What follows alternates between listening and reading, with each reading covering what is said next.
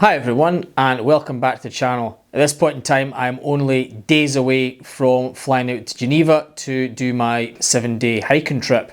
In this video I'm going to be looking at my electronics that I'm taking on the trail, from what I'm going to be vlogging with and capturing the experience on, and how I'm going to charge everything up as well. Please stay tuned to the end, as I'm going to be showing you not only the power banks that I've got but how I'm planning on charging them when I'm actually out on trail. Not just in the Refugios, but I'm going to be using another method as well.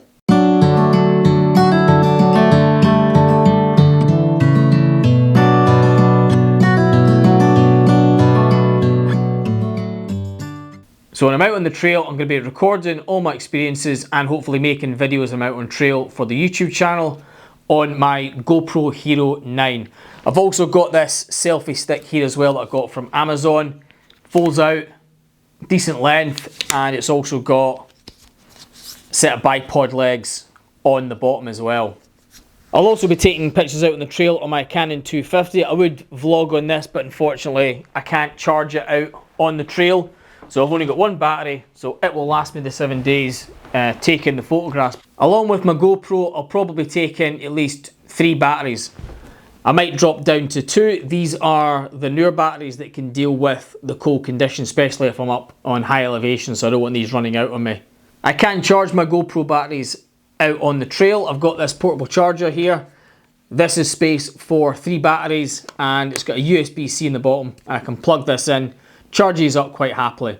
Because I've got this portable charger, I might drop down to the 2 batteries just to save some weight. To hopefully capture how beautiful the trail is, I'm also going to take in my DJI Mini 4 drone. This is a very light drone, brilliant bit of kit. I'm going to take just 1 battery with it. I can actually charge the battery whilst it's in here to keep the weight down, but the scenery is so good out there, I cannot not take the drone to capture some of it.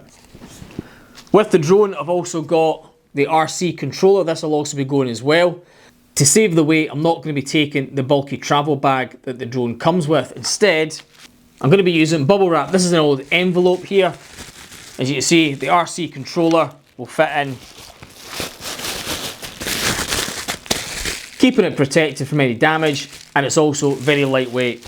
When it comes to the drone itself, I've got a section of bubble wrap here. All I'm going to do, get the drone, wrap it up, and then stick it at the top of my rucksack. This will keep it nice and safe, and when I do need to use it, I can just unroll it and then send it up. I know that a lot of people in the backpacking community have reservations on drones. I have myself, even though I have one. This is the reason why I don't fly it around people. I don't try and disturb people. Trust me, when I send this up, the only time you'll see it is when it takes off and lands. Drones are a great bit of kit when they're used correctly, i.e. not disturbing anyone. I've got some footage here that I'll put on for you now. You can see that there's some great views that I've managed to capture that I wouldn't be able to capture normally, whether I was using a camera or a GoPro. These just have a bigger advantage to get up higher, get in positions that I personally couldn't. Hopefully giving it a better viewing experience for anyone watching the videos and get a better idea of what the trail's like as well. Another piece of kit I'm taking with me is my Petzl head torch. This also comes with the rechargeable battery, so I don't have to worry about buying batteries on the trail. I've got this one here, can charge it up as well. I'm also going to be taking my Garmin InReach. This shouldn't need charged up on the trail. It can last for, I think in the setting that I've got it on, maybe 14-15 days. You can make it last even longer if you reduce the satellite pings on it. I'll be tracking my trail, and also my family will be following me on this as well, so it will be pinging my position about every 20 minutes. So it's going to reduce its power, but it's more than enough for the entire trail. Again, I can charge this out in the trail if I need to. Also means that if I'm in trouble, I can hit the SOS button and hopefully get help as well.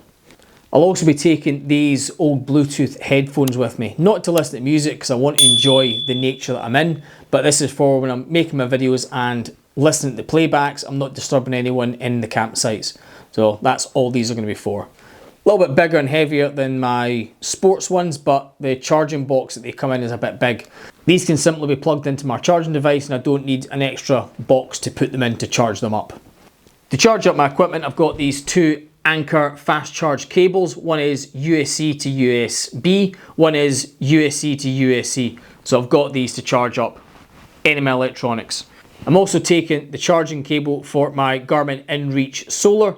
It is solar and it does get some charge from the sun, but I might be using it for tracking my fitness, tracking the route, so it will drain power a lot quicker. So I'm going to take the power cable with me just in case. I'm also going to be taking this European plug socket here. It's got built into it 2 USB outputs and a USB as well. To keep all my electronics safe, I'm taking this small waterproof bag to put them in.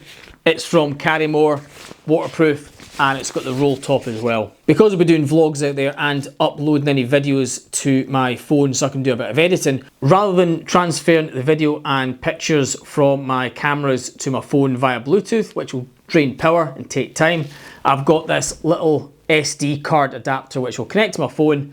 I can put the cards in here, put them straight to my phone, and I can actually, rather than downloading, I can just do the videos and leave the cards in here as they are. Saves time and saves power when I'm out on the trail. So how am I going to be charging everything I've got here when I'm out on the trail? Yes, I've got my power adapter, so when I'm at refugios and cafes, I can plug them in, but I want to be a bit more self-sufficient and I want to try and get things ready for the Pacific Crest Trail. So I've got my power banks and I've also got another way that I'm planning on charging them that I alluded to at the start of the video. So I'm going to be taking this 20,000 milliamp power bank. It's a little bit heavier than an Anker, but it's not too heavy for me to take on the trail. So this is only a backup. What I'm actually going to be using is this Anker 10,000 milliamp power bank. This is a fast charge. If you've got a decent adapter and a decent cable, it's apparently supposed to charge in about 30 minutes. It says it's a 10,000 milliamp, it's slightly under. It can charge my phone fully, very, very quickly, and it gives it another half charge as well. So 1.5 charges from this device on my phone. But because it's got a very fast charge, I'm going to combine it with my new Decathlon solar panels. Now, I know what everyone's saying, solar panels are crap. I've used a few in the past, the solar panels that are connected to the power banks. Yes, they're rubbish. They cannot charge the power bank. However, I've seen these out on the trail, on the Pacific Crest Trail last year with one of the individuals I was watching, and they worked absolutely fine. Because this power bank doesn't take too long to charge, combined with this out on the trail, I'm hoping that these solar panels are able to charge my 10,000 milliamp fast enough so I can charge it every single day and then use it on my devices at night, and then the next again day, back out in the sun and charge up. Yes, it does rely on the sun, hence why I'm taking my 20,000 milliamp just in case not only this fails or I don't get a lot of sun. But hopefully, between the two of these working together, in theory, it should work. In practicality, I'll find out on the trail and I'll let you know how it gets on. But I'm hoping, because this charges so fast, the solar panels are able to give it a good charge. It's not going to happen in 30 minutes, but a good couple of hours in the sun, and this might get back up to full strength. Another item I'm going to be taking in my Diddy bag is this little bag here. This is going to contain a bit of paracord, which I'll be using as a wash line. I've also got in here a couple of carabinas, very small ones that'll clip on to the string. I've got this pen lid here with some tape wrapped around it, so if I do damage anything, i.e. my tent or my clothes, I can repair it with this as well. So for transporting everything out on the trail, this is how everything's going to be packaged. I've got my 20,000 milliamp power bank here. This will be quite deep in my rucksack because I'm not planning on using it. It's just there as emergency. So it's in this little protective bag, and it'll be in the waterproof bag inside my rucksack. All my cables and other electronic devices, i.e. my batteries and my cables, will be in this waterproof bag here. The RC controller and the DJI Mini 4 will also be inside the waterproof bag in my rucksack, just at the top. And my 10,000 milliamp power bank and the solar panels will either be hanging in the back of my rucksack charging up, or they'll be stored as it is. There's a little zip bag here on the back of it, so I can keep the power bank and the solar panels all together. Once I'm back from my trail, I'll do a shakedown video and let you know how everything works, especially my solar panels as well. I hope you've enjoyed this video, and I hope it's given you an idea what you could potentially take out in the trail as well. Please like, share and subscribe, and we'll see you out on the trail.